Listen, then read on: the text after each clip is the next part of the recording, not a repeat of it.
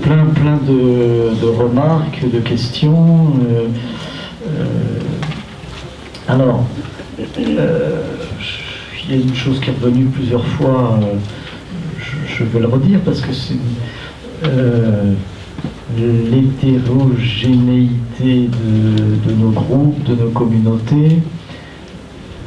C'est caractéristique de nos sociétés ouvertes. Si on ne veut pas d'hétérogène, il faut créer des sectes. Dans les sectes, c'est pas hétérogène. Ça s'arrange pour ce que tout le monde soit pareil. Mais dans nos sociétés ouvertes, eh bien voilà, l'Église aussi vit la pluralité des expériences, des itinéraires. Et nos sociologues nous disent qu'on est des postmodernes. Le postmoderne, voilà, donc c'est quelqu'un qui ne vit pas dans une tradition, qui peut en changer, qui peut croire, ne plus croire, recroire. Voilà, des gens qui ont le postmoderne a des itinéraires sinueux. Et donc, tout ça rassemblé, on a des gens qui ont des itinéraires sinueux, mais qui un jour se rassemblent quand même. Et on a parlé des GMC ce matin, tout le monde ne se ressemble pas quand même aux GMC.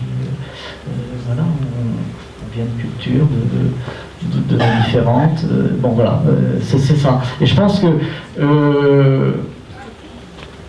je crois sincèrement qu'il ne faut pas regretter ça.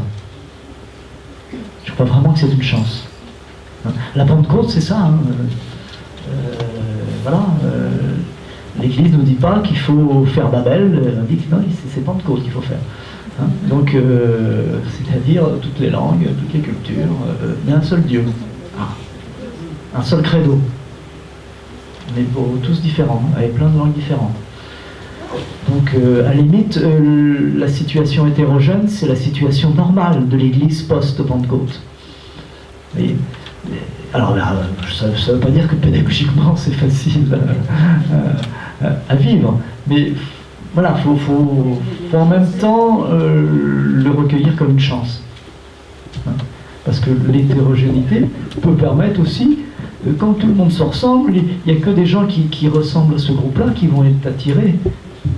Et dans un groupe pluriel, eh bien, peut-être que ça peut ouvrir l'Église à d'autres profils, d'autres personnes. Et donc, voilà, c'est ma réponse, elle n'est pas pédagogique, et je sais bien, parce que j'étais enseignant un nombre d'années de ma vie, pédagogiquement, un groupe très très hétérogène, c'est plus difficile à gérer qu'un groupe homogène. Mais c'est plus amusant maintenant. Un jour, dans un groupe de caté, je faisais la caté en 6e, il y a un gamin qui est venu, 6e, il n'était jamais rentré dans une église de sa vie, mais donc je dis physiquement, physiquement, voilà, il n'avait jamais passé le seuil d'une église de sa vie. Bon, il était venu parce qu'il y avait de la lumière, il y avait un copain qui dit bah viens, c'est sympa, viens.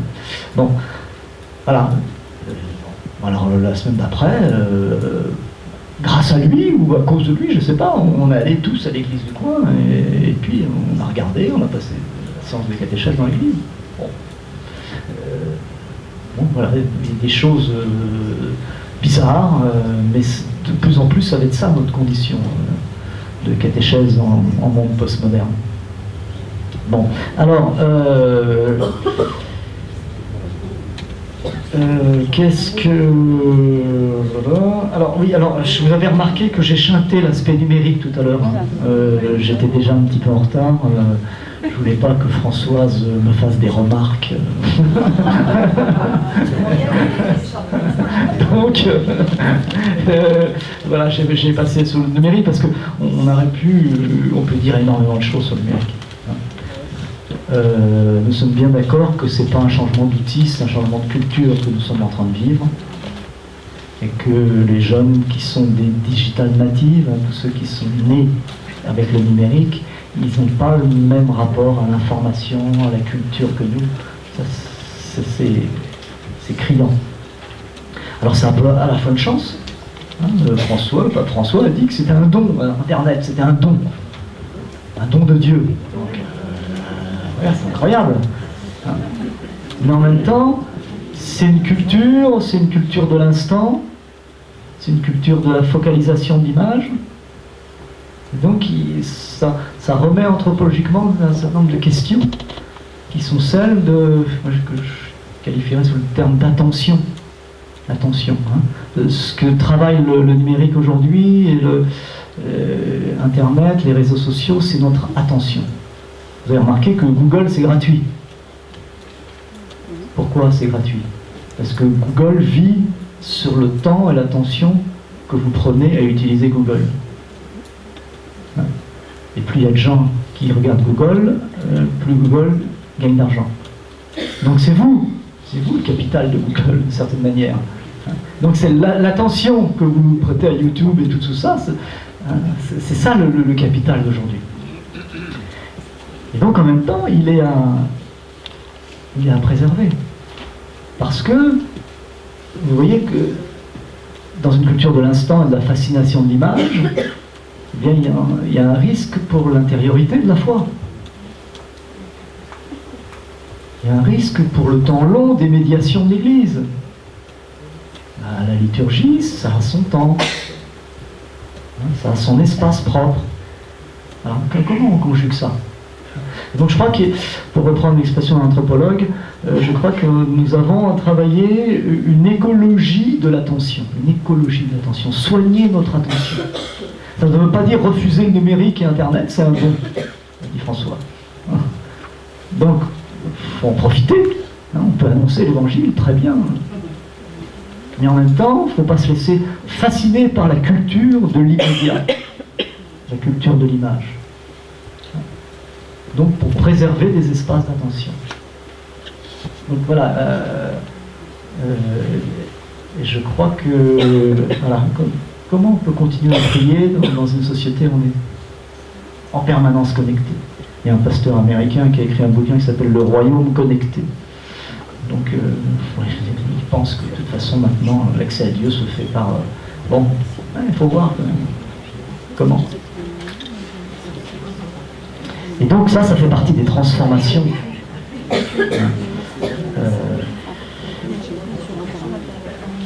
Alors, quelqu'un dit on est le petit reste. C'est vrai. Je crois que c'est pas très important en fait. Je crois qu'il y a une maladie qui est celle du catholicisme aujourd'hui. C'est celle, ce qu'on appelle la souffrance du membre fantôme.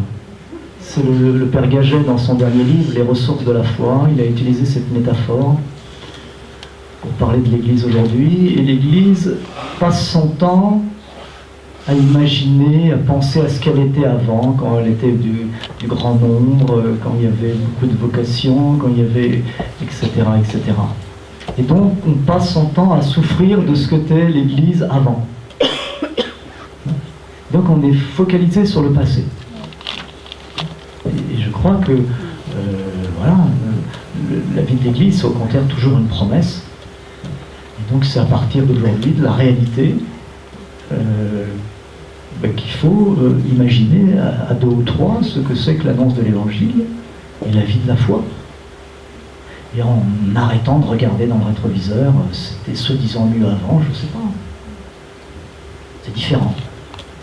Et notre monde a autant droit à l'annonce de l'Évangile que le monde d'hier. Hein? Et le monde n'est finalement peut-être pas moins disponible.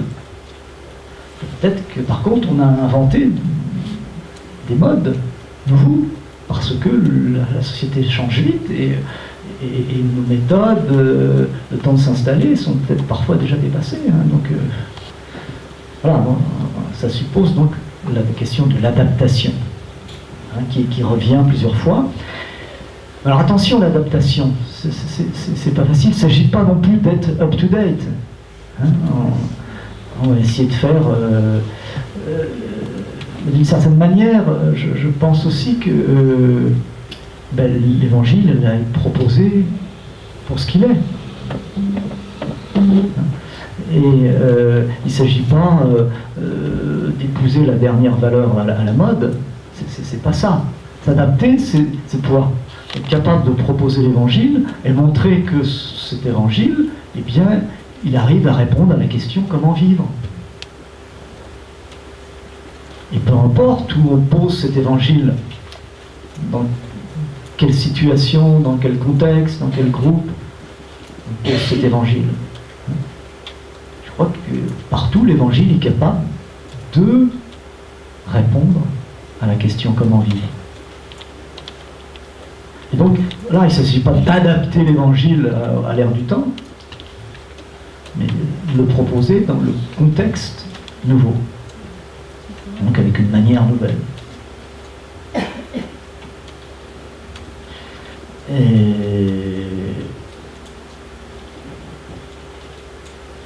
Alors, j'essaye de regarder des choses, la question de la culture religieuse.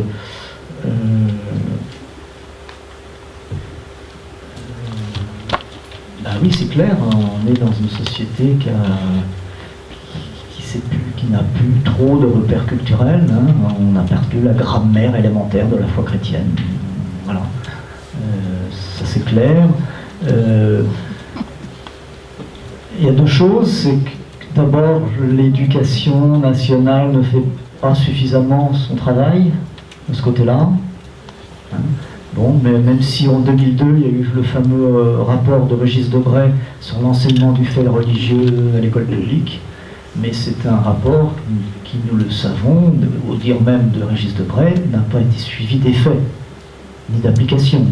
Il devait y avoir la formation des maîtres à l'enseignement du fait religieux, et donc, afin que les maîtres puissent, les professeurs, réintègrent la mémoire religieuse de l'humanité dans tous les aspects des programmes de l'éducation nationale, que ce soit en histoire, qu'en art, en littérature, etc. Bon, ça, on ne peut pas dire que c'est vraiment rentré dans les mœurs, et que parfois par mauvaise volonté, aussi par non-formation des profs eux-mêmes, qui se disent moi je ne sais pas faire. Moi je ne sais pas faire.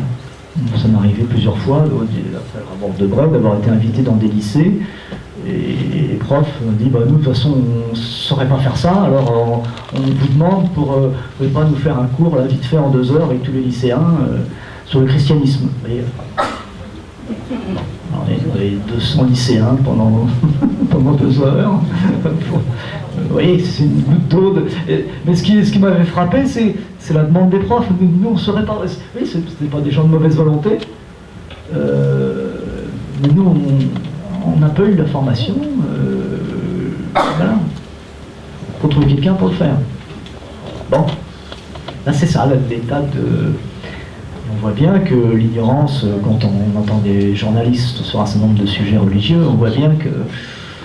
Bon, voilà, il manque de la culture religieuse. Donc la culture religieuse, elle peut s'acquérir par des connaissances qu'on peut avoir à l'école, par exemple. Mais il est clair aussi que l'essentiel d'une culture religieuse, c'est la pratique de la foi. Et c'est ça qu'on fait dans la catéchèse. Voilà. Écouter la parole, prier, vivre chrétiennement, voilà, le premier lieu de la culture chrétienne, c'est ça. Et d'ailleurs, c'est ce que remarquait Régis Debray en 2002 dans son rapport, c'est que y a des vecteurs de transmission qui ont été perdus. Et l'un des motifs du rapport de Régis Debray pour l'enseignement du fait religieux, c'est de dire, oui, comme il y a un certain nombre une crise de la transmission, et les familles transmettent moins la foi, il y a beaucoup moins de monde au catéchisme, donc il y a des vecteurs de la transmission culturelle, de la foi, qui se sont perdus dans la société. Donc il faudrait qu'une certaine manière, ça serait drôle dans ce rapport, que l'école rattrape ce que la société a perdu. Vous voyez, bon, mais c'est un peu illusoire, c'est vrai. Mais en tous les cas, ça se fait pas. Donc, mais en même temps, je ne crois pas du tout à l'idée de préalable. Quand on arrive en catéchèse, un gamin qui arrive, il n'a jamais mis les pieds dans l'église. La seule chose de religieux qu'il a fait de sa vie, c'est le dessin animé sur Moïse. Bon, puis voilà. Voilà, bon, après j'étais un dessin animé parmi d'autres. Hein, donc, voilà, donc bah, il a bien fallu faire quelque chose avec lui, et puis il a eu sa place, et puis il posait des questions naïves de temps en temps, et puis voilà. Hein. Mais je ne pense pas à des préalables.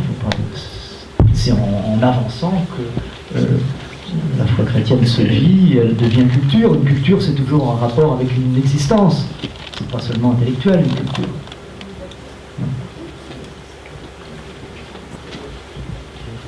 Qu'est-ce que je veux... Ah oui, alors le temps de l'Église, le temps de la société... Ben voilà. Et ben voilà, le temps, une minute, le temps de l'Église, le temps de la société. Et la nouvelle évangélisation se terminera pas, hein, on est bien d'accord. Hein. Parce que Benoît XVI nous dit qu'elle était toujours nouvelle. Alors François, lui, utilise moins le terme nouvelle évangélisation. Pourquoi? Parce que c'est un terme qui est né dans les sociétés occidentales. Hein. Jean-Paul II et Benoît XVI, donc c'était vraiment le contexte occidental qui était visé, occidental et Amérique du Nord, c'est-à-dire des pays d'ancienne chrétienté qui s'affadissaient un peu dans la foi et qu'il fallait réveiller. Et donc le contexte de l'Amérique latine, le contexte de l'Asie et de l'Afrique n'est pas le même.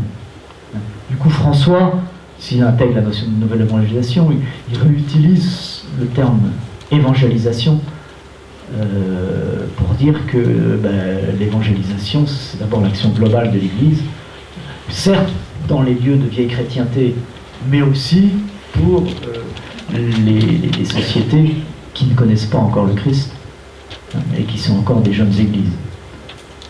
Donc, voilà, d'une certaine manière, François nous dit, il y a deux choses. Il y a l'évangélisation ordinaire de l'Église. À la limite, c'est ce qu'on fait tous les jours. On se réunit pour prier, on célèbre l'Eucharistie, on accueille les plus pauvres, on fait des actions de partage, etc. Voilà, ça c'est l'évangélisation ordinaire de l'Église. Et puis, aujourd'hui, comme ça n'est pas forcément entendu, mais il faut penser une évangélisation nouvelle. Mais ça ne veut pas dire qu'il faut arrêter de célébrer l'Eucharistie, de se réunir pour prier, etc. Hein? Voilà, donc il faut avoir cette double idée. Fondamentalement, la vie d'Église, c'est d'évangéliser. En célébrant l'Eucharistie, en priant ensemble, etc. C'est une manière d'évangéliser. Il faut en inventer aussi d'autres formes.